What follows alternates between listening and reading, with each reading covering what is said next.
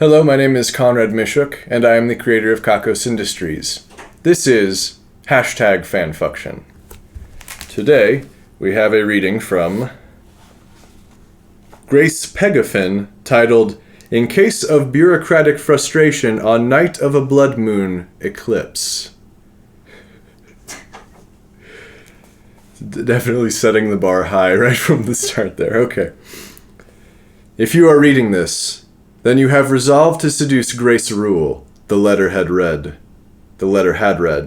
In my experience, no slightly frustrating contract thingamabob is ever worth the consequences. But your thing is really stupid, right? Anyway, Grace can only be seduced during a blood moon eclipse. Instructions are as follows. Fortunately, Corin was past thinking of consequences. That's why he'd received this letter in the first place. That's why he'd laid the trail of Post-it products to the basement ballroom as dictated, filled the 4,000-year-old decanter with live cuttlefish, prepared the fancy crystal bowl of raw cephalopod eyes, made the bed of deadly nightshade petals, and waited in a sexy pose, clad in nothing but origami underpants constructed from fraudulent tax forms. I'm gonna need to see that origami diagram. How do you make underpants? All right, I will just accept that we can. Finally, Grace Rule stood atop the ballroom staircase, hugging a mountain of Post-it products to her chest and flushing a hot, feverish slate. "Wah?" she stated. This is Corin. "Might I interest you in a succulent eye?" he enticed, presenting a particularly slime-glistening cephalopod eye on a dagger's tip. This was apparently a romantic snack for Grace Rule.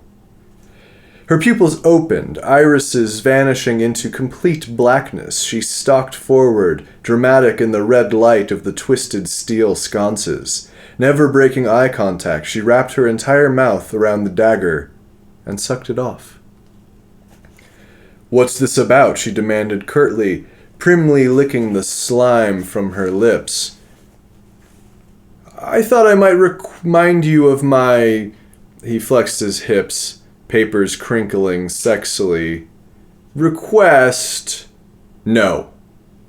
"Well, a simple reminder couldn't hurt." As instructed, he popped a cephalopod eye seductively between his teeth. A startling quantity of eye juice spewed everywhere. Grace Rule gasped as it splattered her eyebrow and flushed like whatever it was in her veins would burst. She panted silently for a moment, canines bared. Then she smiled. Oh, evil, that smile. "You beautiful, evil idiot," she hissed. She shoved him down, dark petals scattering into the air. His heart pounded. She procured a white-out bottle. "What are you..." "Shh." She pressed the icy white-out brush to his lips. She traced slow, seductive lines of whiteout down his happy trail and ran her tongue along it back the other way, sticking up the hair. He supposed this wasn't bad, as long as he didn't think about how she'd ostensibly nursed him and generally functioned as his mother figure. Damn it. Oh, why did he have a blazing heart erection?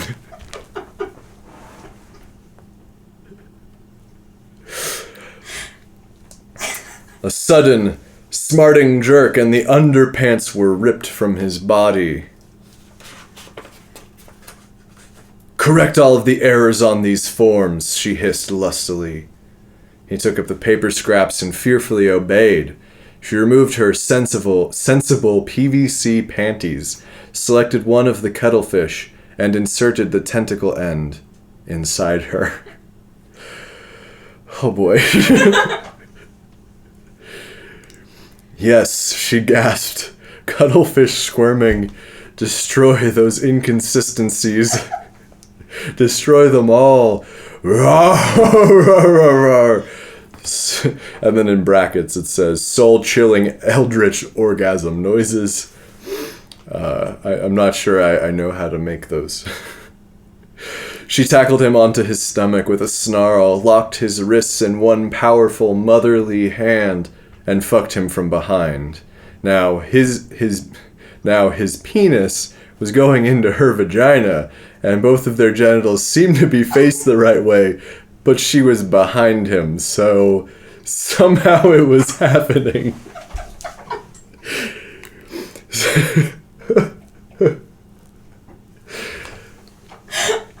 Some strange, deathly cold lubricant tingled, searing at his skin, making his veins crawl with something flurried and electric.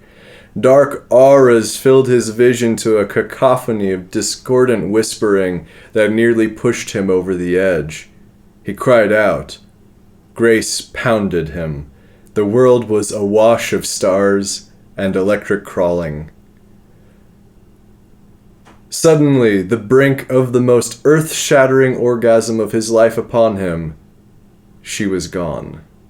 The eclipse is over, she said nonchalantly, gathering up her discarded post-it note products. I will make sure your request is thoroughly processed and deliberated. This should take no more than 4 business months. That was pleasant.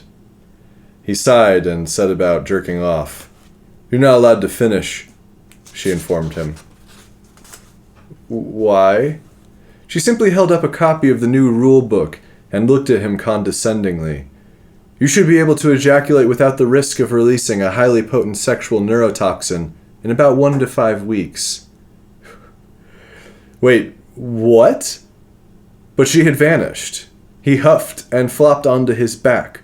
The cuttlefish hovered statically in their decanter, ogling blankly ahead with the same bulbous matte eyes. It was creepy.